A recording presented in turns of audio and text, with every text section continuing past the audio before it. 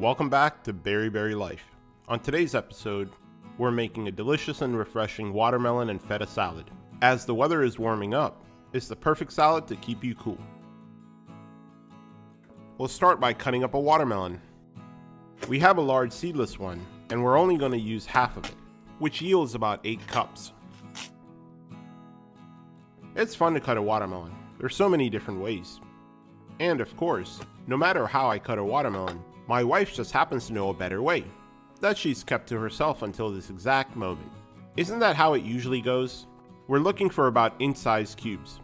Why did the watermelon and honeydew break up? Because they can't elope.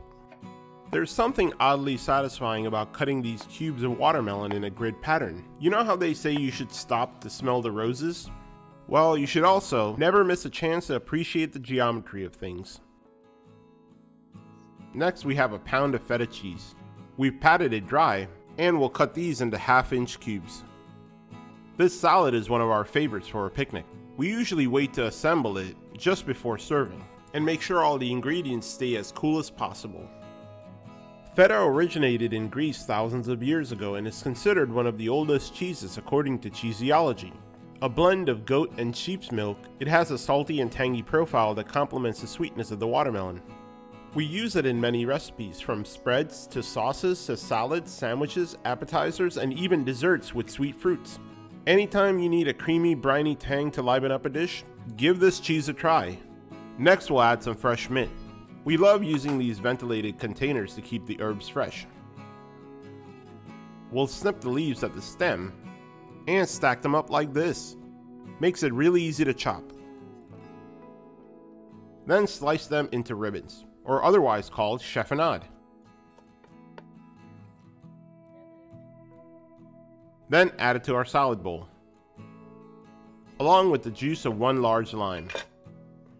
Love the way the mint leaves contrast against the watermelon and the feta. A feast for the eyes. And a pinch of salt.